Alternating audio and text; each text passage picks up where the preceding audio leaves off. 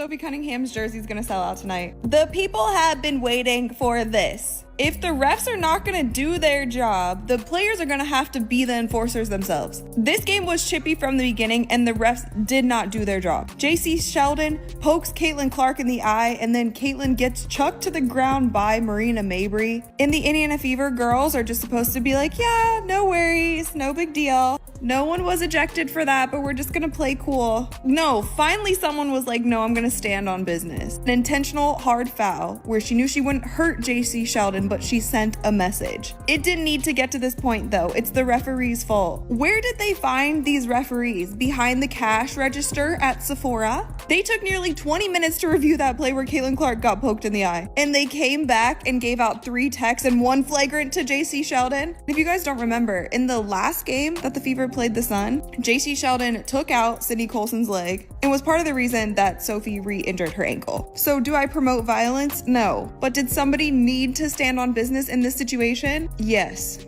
All I know is there is about to be a lot more Sophie Cunningham fans after tonight. And it's primarily because of Sophie Cunningham. She's exactly what the Indiana Fever needed. She's what Caitlin Clark needed. She is the energy button. She is the toughness. She is the enforcer that the Indiana Fever desperately needed. Sophie Cunningham is not remotely scared, and she showed that last night. I'm not sure if her takedown of JC Sheldon was totally related to defending Caitlin Clark. June 17th wasn't just another game. It was a reckoning. JC Sheldon and Marina Mabrey of the Connecticut Sun had already crossed the line, poking Caitlin Clark in the eye and slamming her to the floor, while WNBA referees just stood there and watched like it was part of the plan. But the Indiana Fever, they didn't forget. This rematch wasn't about stats or standings, it was personal. And Caitlin Clark, alongside a fired up Sophie Cunningham, made it clear from the jump they weren't letting it slide this time. What followed wasn't just a moment of revenge, it was a league-wide wake-up call. Social media exploded, fans roared, and somewhere in the league office, regret hit hard, all the way to Commissioner Kathy Engelbert's doorstep. Because here's the truth the WNBA can't ignore. If the officials won't protect the league's biggest star, her teammates will. And Sophie Cunningham, she didn't just send a message, she delivered it with force. Now the question everyone's asking, has the WNBA's failure to protect Caitlin Clark finally backfired? And is Kathy Engelbert now feeling the pressure from the very agenda she tried to bury? Strap in, because what happened next might just change the league forever. Between JC Sheldon and Sophie Cunningham, and it is very clear the Indiana Fever, some of these girls on this team are finally fed up. Once again, WNBA, we're not talking about your basketball. We're talking about the WNBA WWE Raw circus that you got going on right now. And we all know this incident with Sophie stems from the incident that was clearly not handled correctly by the WNBA and the referees. And I'm talking about, let's start here. This is, of course, Sophie and Sheldon going down the floor. Sophie tries to wrap her up, and Sheldon gets to the floor, and all hell breaks loose. And Sophie said, I'm not having it. We'll go.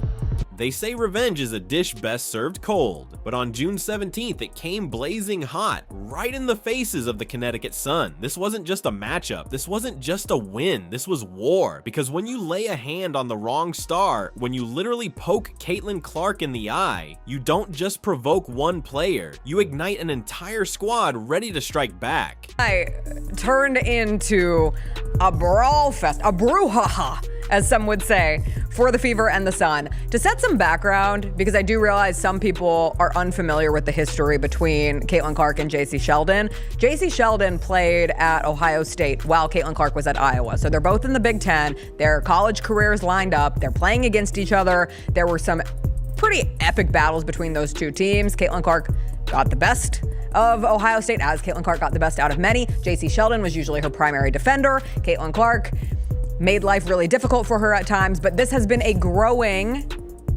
rivalry, like a real rivalry. We try to make rivalries happen all the time.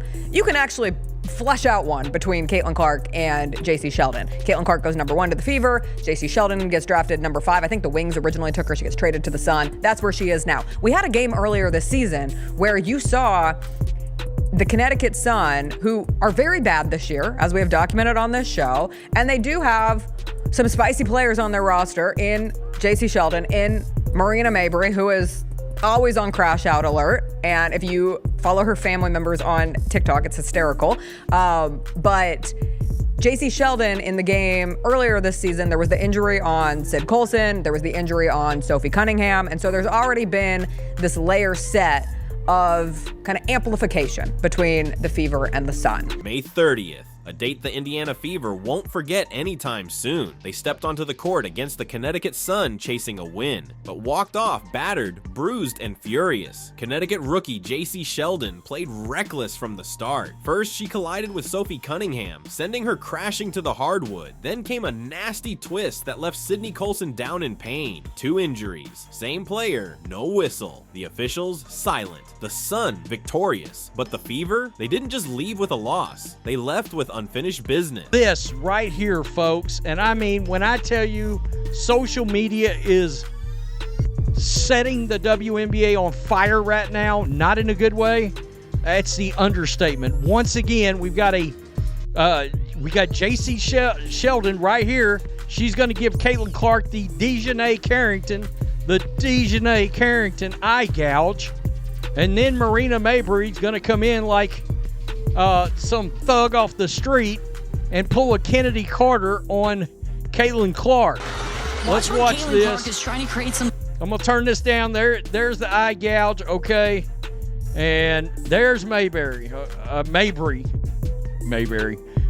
right there with the hip check, the shove. That's the eye gouge. And then right there. Good God Almighty. And look, I'm going to be real. I really wish a Fever player would have responded right then and there. At some point, that's got to happen. Sophie Cunningham is going back to the locker room, and I'm wondering, I don't know if she just got kicked out, but if they kicked her out and they did not kick Marina Mabrey out, then holy shit. Because that's the next thing we got to get to. Mabrey, for that incident, that Kennedy Carter vicious slam to the ground she just had on Caitlin Clark, they did not throw her out of this game. And I called Stephanie White out on social media. I was like, this is the time where you as a coach, you've got to go, and I'm going to go old school, you've got to go full on Bobby Knight, Indiana Hoosiers, showing your ass out there for your players. There is not a world where Marina should not have been on a one-way trip to the showers. Not a world.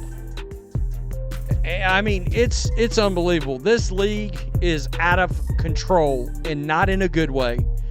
In the days that followed, the Indiana Fever simmered in silence. Sophie Cunningham sat sidelined, ankle wrapped in ice. Caitlin Clark, still nursing a quad injury, watched the replays on loop. But this wasn't just about injuries. This was personal. JC Sheldon didn't just take down Clark's teammates. She was a college rival too. Ohio State versus Iowa. Years of battles, years of tension. And now, it all came down to one night, June 17th, the date Clark had circled in red, the moment she'd been waiting for. And this time, it wasn't just about payback, it was about making a statement. Can we talk about the physicality for a second? 2 players on the Indiana Fever got injured last night by the same player on the Connecticut Sun, and that was JC Sheldon. And I tweeted about it. She was playing so reckless. I'm fine with players playing aggressive, but there is a thin line between playing aggressive and playing reckless. When you dive for a ball, you don't land on somebody's leg. She landed on top of Sydney Colson's leg, and her leg got stuck and literally twisted around.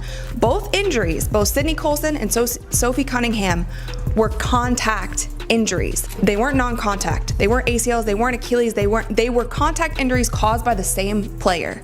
And this kind of physicality that the WNBA they brag about. They say it's always been a physical league. That's just the heart of the It's not good basketball. And we've seen so many injuries. Paige Becker's out with a concussion. Rakia Jackson was out with a concussion. All of these injuries are contact plays. We've seen Caitlin Clark last year get chucked to the ground. We saw Angel Reese get clothesline chucked to the ground.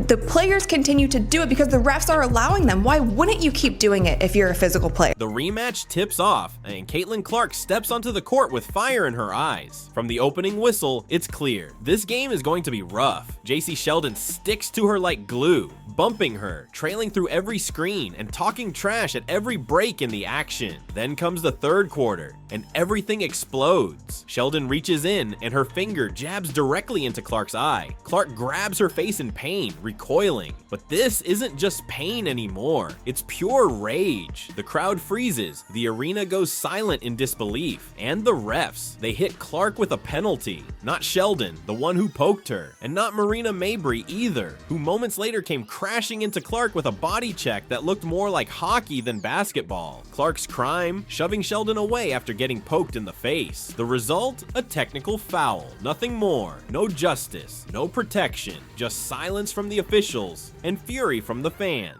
Her mortal enemy took out a player.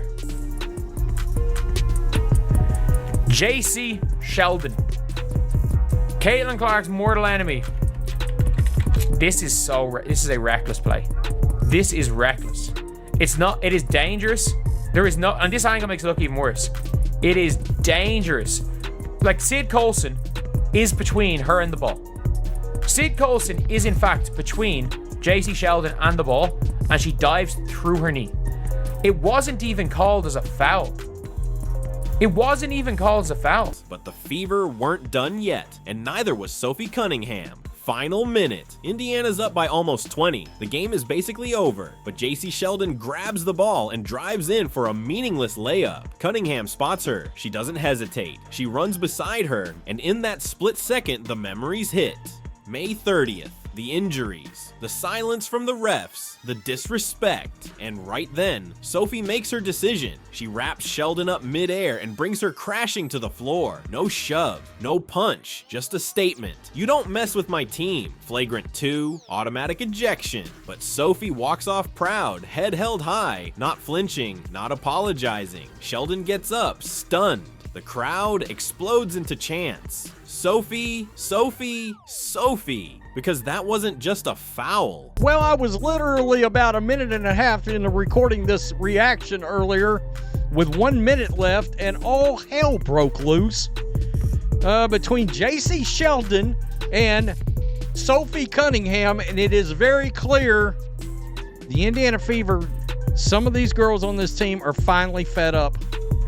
Once again, WNBA, we're not talking about your basketball.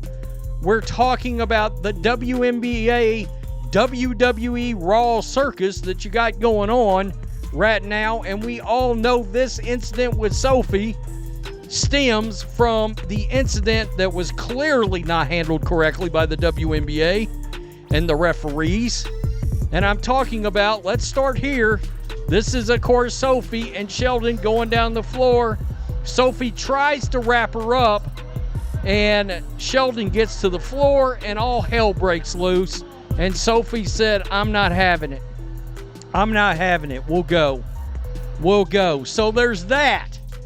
That, of course, was all a byproduct of this right here, folks. And I mean, when I tell you social media is setting the WNBA on fire right now, not in a good way, that's the understatement. Once again, we got JC Sheldon right here. She's going to give Caitlin Clark the Dejanay Carrington eye gouge. And then Marina Mabry's going to come in like some thug off the street and pull a Kennedy Carter on Caitlin Clark. Let's watch Caitlin this. Clark is trying to create some. I'm going to turn this down. There's the eye gouge, okay? And there's Mabry